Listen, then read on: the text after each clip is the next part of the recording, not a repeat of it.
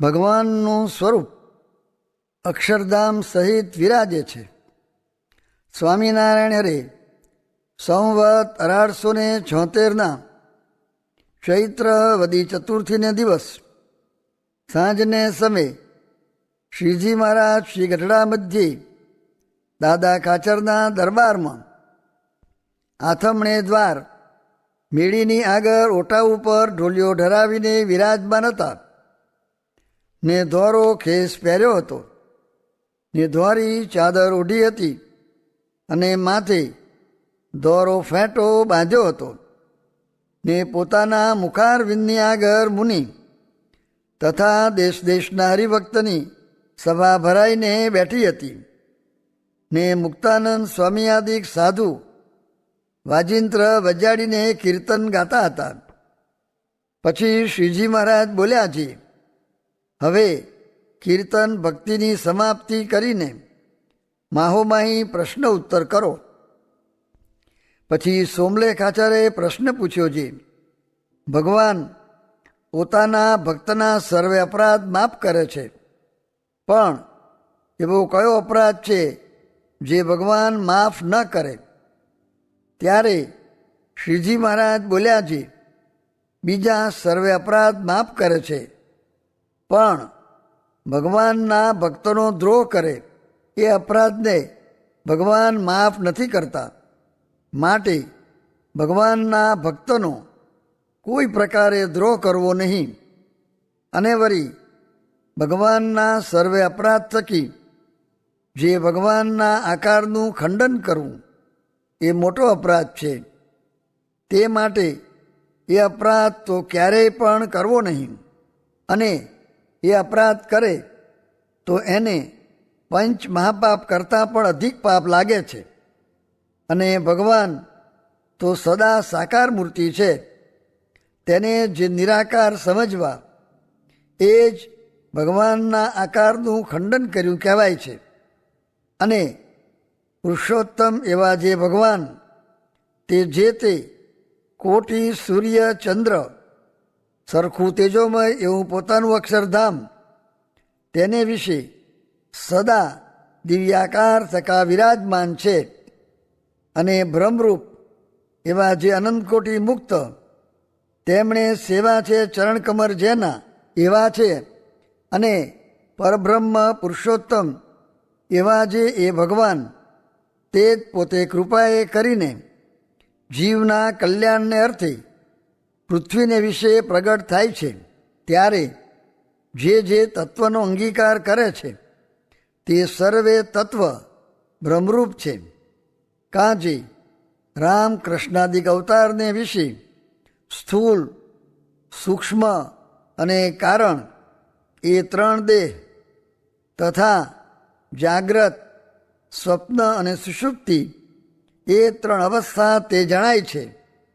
તથા 10 ઇન્દ્રિયો પંચ પ્રાણ ઇત્યાદિક સર્વે તત્વ મનુષ્યની પેઠે જણાય છે. પણ એ સર્વે બ્રહ્મ છે, પણ માયિક નથી. તે માટે એ ભગવાનના આકારનું ખંડન ક્યારેય પણ ન કરવું.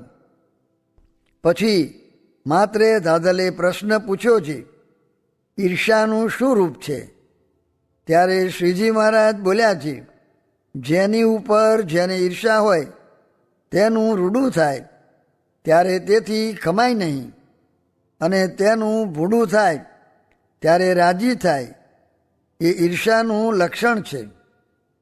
પછી શ્રીજી મહારાજે મુનિ પ્રત્યે પ્રશ્ન પૂછ્યો છે, ભગવાનની પ્રત્યક્ષ મૂર્તિનો નિશ્ચય હોય અને ભજન કરતો હોય ને સત્સંગના નિયમ પ્રમાણે વર્તતો હોય અને તેનું કલ્યાણ થાય એ તો સત્સંગની રીતિ છે. પણ શાસ્ત્રમાં કલ્યાણની કેમ રીતિ છે? અને વેદનો અર્થ તો અતિ કઠણ છે, માટે તેની કથા થતી નથી. અને શ્રીમદ ભાગવત પુરાણ અને ભારત તેમાં વેદનો જ અર્થ છે અને સુગમ છે, માટે તેની જગતમાં કથા થાય છે. માટે શાસ્ત્રની રીતે કરીને કલ્યાણ થતું હોય તેમ કહો. અને શંકરાચાર્યે તો નિરાકારપણે ભગવાનનું પ્રતિપાદન કર્યું છે, અને રામાનુજાદિક જે આચાર્ય તેમણે તો સાકારપણે ભગવાનનું પ્રતિપાદન કર્યું છે. માટે એવી રીતે શાસ્ત્રનો મત લઈને ઉત્તર કરો. પછી મુનિએ શાસ્ત્રની રીતે નિરાકારનો પક્ષ ખોટો કરીને સાકાર ભગવાનને ભજને કરીને કલ્યાણ છે એવી રીતે પ્રતિપાદન કર્યું. પછી શ્રીજી મહારાજ બોલ્યા, જી અમે પણ એ જ પક્ષનું ગ્રહણ કરીએ જ છીએ, પણ તેમાં તમને એક પ્રશ્ન પૂછીએ જ છીએ. જી નિરાકાર એવું જે અક્ષર બ્રહ્મ, તેથી પર અને સદા સાકાર એવા જે પુરુષોત્તમ ભગવાન તે પૃથ્વી ઉપર પ્રગટ બન્યા, તે કેળે બ્રહ્મપુર તથા ગોલોક, વૈકુંઠ, શ્વેતદ્વીપ એ આદિક જે ભગવાનના ધામ, તે ધામને દેખવાની જેને લાલચ રહે ત્યારે એને નિશ્ચય છે કે નથી. પછી મુનિ બોલ્યા, જી ભગવાન મળ્યા પછી જેના મનમાં એમ રહેતું હોય છે, જ્યારે અક્ષરાદિક ધામ દેખીશું અથવા કોટી કોટી સૂર્યનો પ્રકાશ દેખીશું ત્યારે આપણું કલ્યાણ થયું. એવી સમજણવાળાને તો યથાર્થ ભગવાનનો નિશ્ચય નથી. પછી શ્રીજી મહારાજ બોલ્યા, જી એણે બ્રહ્મપુરાદિક ધામને તથા બ્રહ્મ સ્વરૂપને દેખ્યાની લાલચ રાખી, એ તે શું એણે પાપ કર્યું જે નિશ્ચયની ના પાડો છો? પછી મુનિ બોલ્યા, જી જેણે પ્રત્યક્ષ પ્રમાણ ભગવાનને દર્શને કરીને કલ્યાણ માન્યું હોય તે બ્રહ્મપુર, ગોલોક આદિ જે ધામ છે તે પણ ભગવાનના જ છે.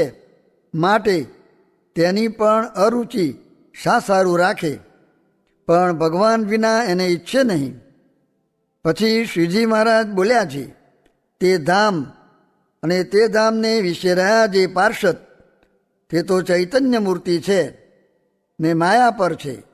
માટે એમાં શું દૂષણ છે જે એને ઈચ્છે નહીં? અને ભગવાન પૃથ્વી પર પ્રગટ વિરાજતા હોય અને ત્યાં જે સેવક હોય તે પણ મરી જાય એવા હોય, અને ઘર હોય તે પણ પડી જાય એવા હોય, તે કેમ સમજો છો? પછી મુનિ બોલ્યા, જી એ ઘરને તો અમે બ્રહ્મપુરાદિક ધામ સમજીએ છીએ, અને એ સેવકને તો અમે બ્રહ્મરૂપ સમજીએ છીએ. પછી શ્રીજી મહારાજ બોલ્યા, જી બ્રહ્મપુર અને બ્રહ્મપુરને વિશે રહ્યા જે ભગવાનના પાર્ષદ તે તો અખંડ છે અને અવિનાશી છે. તેને મર્ત્યલોકના નાશવંત એવા જે ઘર અને પાર્ષદ તે બે બરોબર કેમ કહો છો? પછી નિત્યાનંદ સ્વામી બોલ્યા, જી હે મહારાજ એનો ઉત્તર તો તમે કરો. પછી શ્રીજી મહારાજ બોલ્યા, જી ભગવાન જીવના કલ્યાણને અર્થે જ્યારે મૂર્તિ ધારણ કરે છે ત્યારે પોતાનું જે અક્ષરધામ અને ચૈતન્ય મૂર્તિ એવા જે પાર્ષદ અને પોતાના જે સર્વે ઐશ્વર્ય તે સહિત જ પધારે છે, પણ એ બીજાના દેખ્યામાં આવે નહીં. અને જ્યારે કોઈક ભક્તને સમાધિને વિશે અલૌકિક દ્રષ્ટિ થાય છે ત્યારે તેને ભગવાનની મૂર્તિને વિશે કોટી કોટી સૂર્યના સરખો પ્રકાશ ભાસે છે, અને અનંત કોટી જે મુક્ત તે પણ મૂર્તિ ભેરા ભાસે છે, અને અક્ષરધામ પણ એ ભગવાનની મૂર્તિ ભેરું જ ભાસે છે. માટે એ સર્વે ભગવાન ભેરું છે. તોય પણ ભગવાન તે મનુષ્ય જે પોતાના ભક્ત હોય તેની જ સેવાને અંગીકાર કરે છે, અને તે પોતાના ભક્તના ગાર માટી અને પાણાના જે ઘર તેને વિશે વિરાજમાન રહે છે. અને તે ભક્ત ધૂપ દીપ અન્ન વસ્ત્રાદિક જે અર્પણ કરે છે તેને ભગવાન પ્રીતિ એ કરીને અંગીકાર કરે છે. તે એ મનુષ્ય સેવક છે.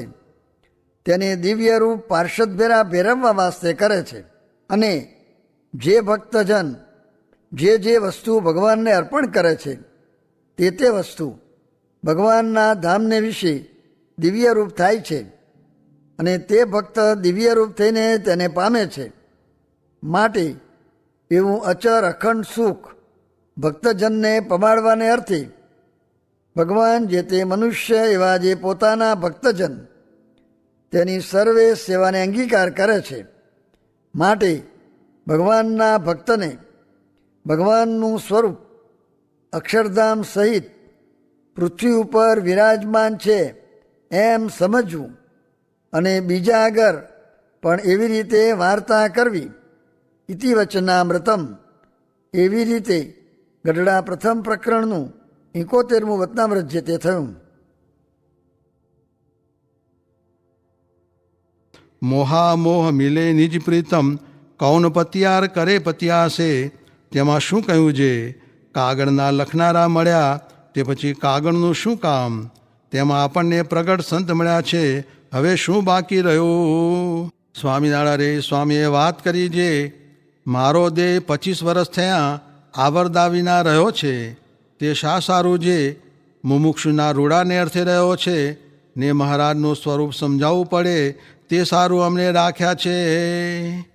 સ્વામિનારાયણ સ્વામીએ વાત કરી છે, મધ્યનું 9મું વચનામૃત વંચાવીને બોલ્યા છે, મહારાજને પુરુષોત્તમ જાણતો હોય ને દેશકાળે સત્સંગમાંથી નીકળી જાય તો પણ અક્ષરધામને પામે, ને એમ ન જાણતો હોય ને સત્સંગમાં હોય તો પણ બીજા ધામને પામે. સ્વામિનારાયણ સ્વામીએ વાત કરી છે, એક દિવસ સ્વામી સૂતા હતા. તે બેઠા થઈને પ્રશ્ન પૂછ્યો છે, સારામાં સારું તે શું છે ને ભૂંડામાં ભૂંડું તે શું છે? ત્યારે કોઈ બોલ્યા નહીં. ત્યારે સ્વામી બોલ્યા છે, સારામાં સારું તો આ ભગવાન ને આ સાધુનો સંબંધ થયો છે, તેથી કાંઈ સારું નથી ને તેથી કાંઈ સારું સમજવાનું નથી. ને ભૂંડામાં ભૂંડું શું છે? તો આ સાધુને વિશે મનુષ્યભાવ આવે છે, તેથી બીજું કાંઈ ભૂંડું નથી. અને તે મનુષ્યભાવ તે શેણે કરીને આવે છે? તો લોક, ભોગ, દેહ ને ચોથો પક્ષપાત તેણે કરીને મનુષ્યભાવ આવે છે. તેમાં જેવું પક્ષપાતે કરીને જીવનું ભૂંડું થાય છે તેવું તો પંચવિષય કરીને પણ નથી થતું. તે પક્ષે કરીને તો ગોપાળાનંદ સ્વામીને માથે પાણા નાખ્યા ને જોડીમાં દેવતા નાખ્યા.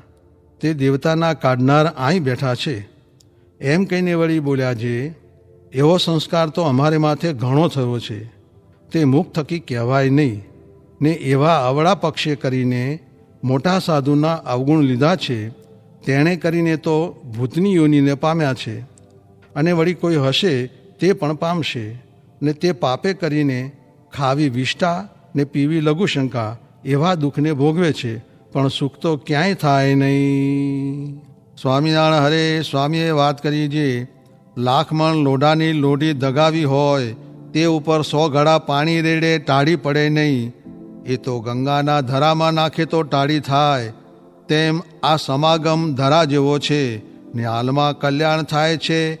તે જેમ 4 મહિનાનો વરસાદ વરસ્યો હોય તેમાં લોઢી ધગેલી રહે નહીં તેવું કલ્યાણ થાય છે. સ્વામિનારાયણ હરે સ્વામીએ વાત કરી છે, જ્ઞાન કરતાં કરતાં છકી જાઓ નહીં ને ગ્લાનિ પણ પામવી નહીં. સમજો છો એમ સમજવું પણ બારણે મોટાઈ કહેવી નહીં. કહે મોટાઈ થતી નથી ને છે તે જાતિ રહેવાની નથી. ને મહારાજને ભગવાન કહેતા તેના ઉપર રીસ કરતા ને ધીરે ધીરે વચનામૃતમાં પોતાની મોટાઈ લખી દીધી. તેમ કરવું પણ છકી જવું નહીં.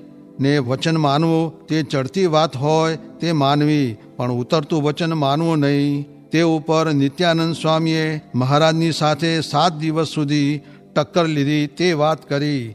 માટે મહારાજના ફેરવ્યા પણ ન ફર્યા એવો નિશ્ચય કરવો. ને આપણી વાત સાચી છે પણ આપણી ઉત્કૃષ્ટતા ખમી શકે નહીં, તેથી ઉપાધિ કરે. માટે બહાર વાત કરશો નહીં. ને તમે સમજો છો તેમ સમજજો, પણ છકી જાશો તો દિન ઉઠશે ને દુઃખ આવશે. ને અમે એમ વર્ત્યા જે કોઈના કળ્યામાં આવ્યા નહીં. માટે તમારે એમ વર્તવું ને કરતા ભગવાનને જાણવા. સ્વામિનારાયણ હરે સ્વામીએ વાત કરી છે, ભગવાનનો મહાત્મ્ય સહિત નિશ્ચય થયા પછી કાંઈ કરવું રહ્યું નથી. માટે મહાત્મ્યની ઓથ લઈને ઉલટું પાપ કરવું નહીં. ને આપણને વૃદ્ધિ થતી દેખાતી નથી, પણ સર્વે ધીરે ધીરે થતું જાય છે. ને એમ જ થવાની રીત છે. જેમ બાજરાના છોડમાં દાણા દેખાતા નથી, પણ ડુંડું આવે છે ને પછી દાણા દેખાય છે, તેમ થાય છે. સ્વામિનારાયણ હરે સ્વામીએ વાત કરી છે, જે કોઈને કલ્યાણ કરવું હોય ને ઘરમાં રૂપિયા હોય તો ભાઈ ભાઈ બંનેના 2 મંદિર કરાવવા, એટલે તેનું કલ્યાણ થઈ રહ્યું છે. સ્વામિનારાયણ હરે સ્વામીએ વાત કરી છે, 69 કાળ પડ્યા પછી બીજે વર્ષ પંચાળેથી મહારાજે કાગળ લઈને ગઢડે મોકલ્યા હતા. તે અમે મહારાજથી જુદા પડ્યા એટલે દેહમાં તાવ આવ્યો ને મહારાજ પણ માદા થયા. પછી અનેક માણસને ઢોર મળી ગયા ને બાળો સાદ પૃથ્વીમાં રહ્યો નહીં ને મરદાને ખેંચનાર કોઈ રહ્યું નહીં. તેથી ગામ ગંધાઈ ઉઠ્યા ને હાડકાના ઢગલા થયા. એમ પોતાના દેહની ને બ્રહ્માંડના જીવના દેહની એકતા સમજાવી. સ્વામિનારાયણ હરે સ્વામીએ વાત કરી છે, અને એવા જે અક્ષરાતીત પ્રત્યક્ષ પુરુષોત્તમ સહજાનંદજી મહારાજ તે સર્વે ઉપાસકને ઉપાસ્ય મૂર્તિ છે, સર્વને આનંદરૂપ છે, સર્વ સારના સારરૂપ છે, સર્વ તત્વના તત્વરૂપ છે, સર્વ દૈવતમાં દૈવતકારી છે, સર્વ મંગળમાં મંગળકારી છે, સર્વ ક્ષેત્રમાં ક્ષેત્રજ્ઞ છે, સર્વ આધારના આધાર છે, સર્વ પાવનમાં પાવનકારી છે, સર્વ ગુહ્યમાં ગુહ્યરૂપ છે, સર્વ ગુણીના ગુણી છે, સર્વ ધામના ધામી છે, સર્વ કારણના કારણ છે, સર્વ અવતારના અવતારી છે, ને સર્વ નામના નામી છે.